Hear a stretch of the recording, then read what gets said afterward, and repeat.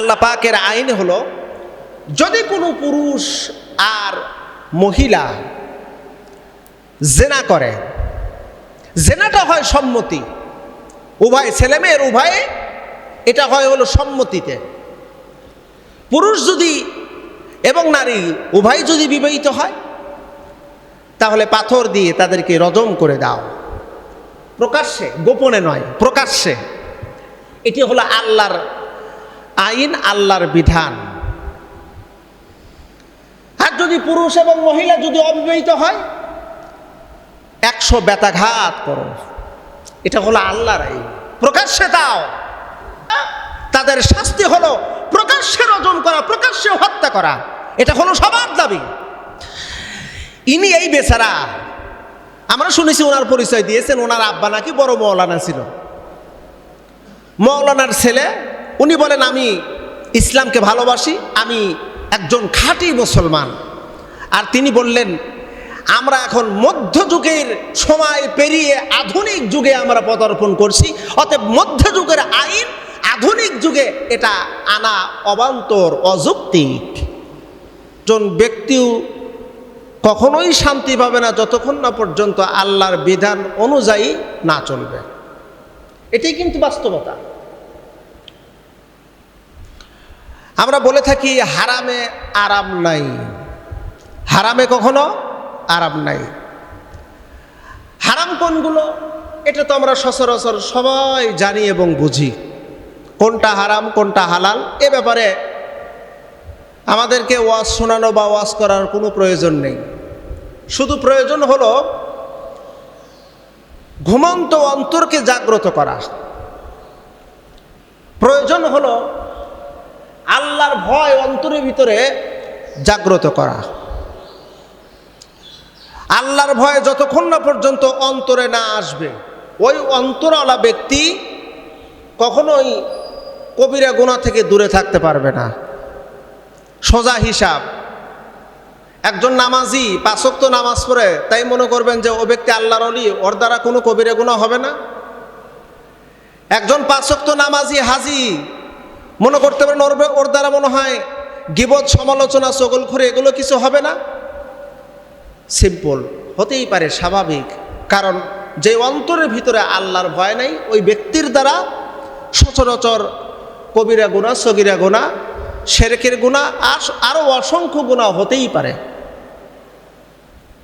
কিয়ামতের ময়দানে বান্দার কিছু কিছু বান্দার আমল নামায় নেকি একেবারেই কম, কিন্তু গুনাহ নাই।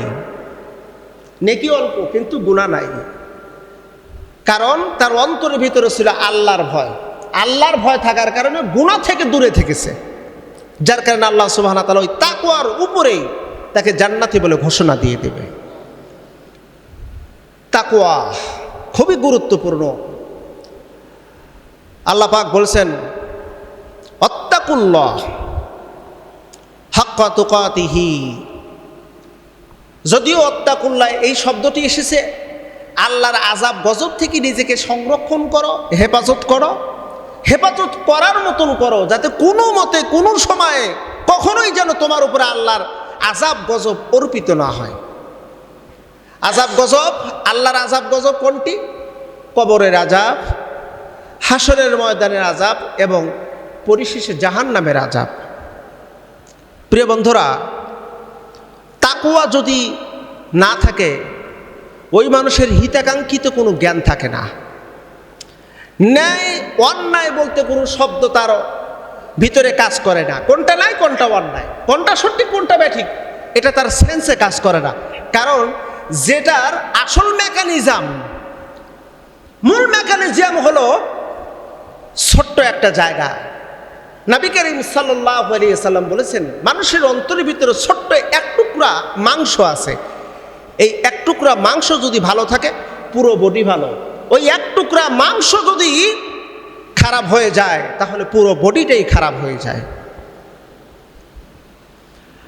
গত 2 দিন হলো আমরা একটা বিষয় সোশ্যাল মিডিয়া সহ প্রিন্টিং মিডিয়া, ইলেকট্রিক মিডিয়ায় একটা খবর খুব প্রচার হচ্ছে। 8 বছরের কিশোরী রামিসাকে ধর্ষণের পরে হত্যা করা হয়েছে। 8 বছরের একটা কিশোরী, যে ধর্ষণ করেছে তার নাম দেখলাম ছবিসহ পোস্টার প্রচার করা হচ্ছে, জাকির সোহেল।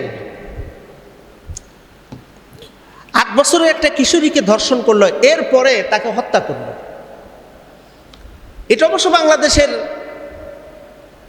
নতুন একটা ঘটনা না, এরকম ঘটনা আমরা শত শত হাজার হাজার দৃশ্য এই বাংলাদেশে আমরা স্বাধীনতার পর থেকে মুরব্বীরা দেখেছে, আমাদের বাপসাসারা দেখেছে, আমরা দেখতেছি, আমাদের প্রজন্মরা হয়তো বা দেখবে, যদি আইনের পরিবর্তন না হয়, আইনের সুশাসন যদি প্রতিষ্ঠিত না হয়। সবচাইতে কষ্টদায়ক বিষয় হলো একজন ধর্ষক, একজন খুনি জামিনে ছাড়া পায়, বড় বড় অপরাধ করছে, খুব কষ্ট করে পুলিশ গ্রেপ্তার করলো, জেল হাজতে পাঠালো। আর আমার দেশের কিছু যারা সন্ত্রাসী কর্মকাণ্ড করে না, কিন্তু সন্ত্রাসীদেরকে প্রশ্রয় দেয়, আইনজীবীরা, উকিল, ব্যারিস্টার, এনারা ওই অপরাধীর পক্ষে ছাপাই গিয়ে অপরাধীকে জামিনে মুক্তি করে নিয়ে আসে। এভাবেই দিন দিন শুধু ধর্ষণ, খুন বৃদ্ধি হচ্ছে। আইন কি? আল্লাহ পাকের আইন হলো, যদি কোনো পুরুষ আর মহিলা জেনা করে, জেনাটা হয় সম্মতি, উভয় ছেলে মেয়ের উভয়ে, এটা হয় হলো সম্মতিতে। পুরুষ যদি এবং নারী উভয় যদি বিবাহিত হয়, তাহলে পাথর দিয়ে তাদেরকে রজম করে দাও, প্রকাশ্যে, গোপনে নয়, প্রকাশ্যে। এটি হলো আল্লাহর আইন, আল্লাহর বিধান। আর যদি পুরুষ এবং মহিলা যদি অবিবাহিত হয়, 100 বেতাঘাত করো, এটা হলো আল্লাহর আইন, প্রকাশ্যে দাও। আচ্ছা, এই যে রমিসাকে যে ধর্ষণ করলো, এরপর খুন করলো, আমরা মিডিয়াতে যা দেখলাম, খবরে শুনলাম, এই ছোট্ট কিশোরীর দেহটাকে দ্বিখণ্ডিত করা হয়েছে। মানুষ কতটা বর্বর, কতটা নিষ্ঠুর হলে একটা অবুঝ শিশু, 8 বছরের, তার বয়স 8 বছর, ধর্ষণ করার উপযোগী নয়, তাকে হত্যা করলো। মানবতাটা কোন জায়গায় গিয়ে দাঁড়িয়েছে? এখন খুনিকে অলরেডি ধরা হয়েছে, ধরার পরে বিচার প্রক্রিয়াধীন, এখনো তদন্ত শেষ হয় নাই। মূল আসামি ধরা হয়েছে, এখনো নাকি তদন্ত শেষ হয় নাই। সবচেয়ে কষ্টদায়ক হলো আমার দেশের যারা আইনকে হ্যান্ডেলিং করে, যারা আইনের গলা চেপে, আইনের সুশাসনকে গলা চাপিয়ে যারা ধরে রাখে। আমরা আজকে নতুন দেখতেছি না, দীর্ঘদিন ধরে দেখে আসতেছি। এরকম একজন ব্যক্তি, নাম আমি নাই বলি, অনেকের মন খারাপ হয়ে যায়, উনি একটা বিবৃতি দিয়েছেন সাংবাদিক সম্মেলনে। 92% মুসলমানদের কলিজায় আঘাত লেগেছে। সবার দাবি একটাই, ধর্ষককে প্রকাশ্যে হত্যা করা হোক, এবং গোটা বাংলাদেশের মানুষ জেনে নিক, যারা ধর্ষণ করবে তাদের শাস্তি হলো প্রকাশ্যে রজম করা, প্রকাশ্যে হত্যা করা। এটা হলো সবার দাবি।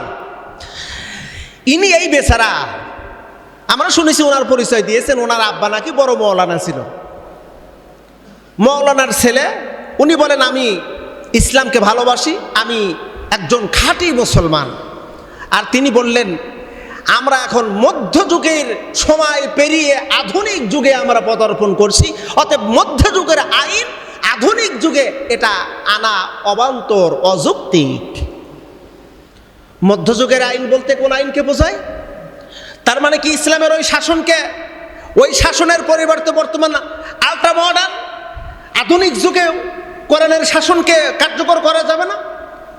তার এই কথার মাধ্যম দিয়ে যদি ফতুয়ার কথা বলা হয়, তাহলে ফতুয়ার যদি কথা বলা হয় আল্লাহর আইনকে অবজ্ঞা অবহেলা করলে কি হয়, এটা আপনারা নিজেরাই জিজ্ঞেস করুন এবং অ্যান্সার আপনারা নিজেরাই বের করতে পারবেন আশা করি। তবে আমরা আশাবাদী, বাংলাদেশে যদি এই পচা নর্দমা দুর্গন্ধ এই আইনগুলোকে যদি লাথি মেরে ফেলে দিয়ে আল্লাহর আইন দিয়ে যদি সমাজ, দেশ, রাষ্ট্র যদি পরিচালনা করা যায়, আমার দেশের ভিতরে এই সমস্ত ছোট্ট ছোট্ট কিশোরীরা আর ধর্ষণের শিকার হবে না। কথা বলেন ঠিক আছে না? লাই আমরা অনেকে মনে করতেছি যে অমুকের মেয়ে তো ধর্ষণ হয়েছে, আমার তো মেয়ে তো ধর্ষণ হয়নি। ওয়েট অ্যান্ড সি, অপেক্ষা করো। আজকে অমুকের মেয়ে ধর্ষণের শিকার হয়েছে, আগামী কালকে যে তোমার মেয়ে ধর্ষণের শিকার হবে না, এর কি কোনো গ্যারান্টি আছে? কোনো গ্যারান্টি নাই। তুমি নীরবতার ভূমিকায় তুমি আসাও, তুমি জি হুজুরের ভূমিকায় আসাও।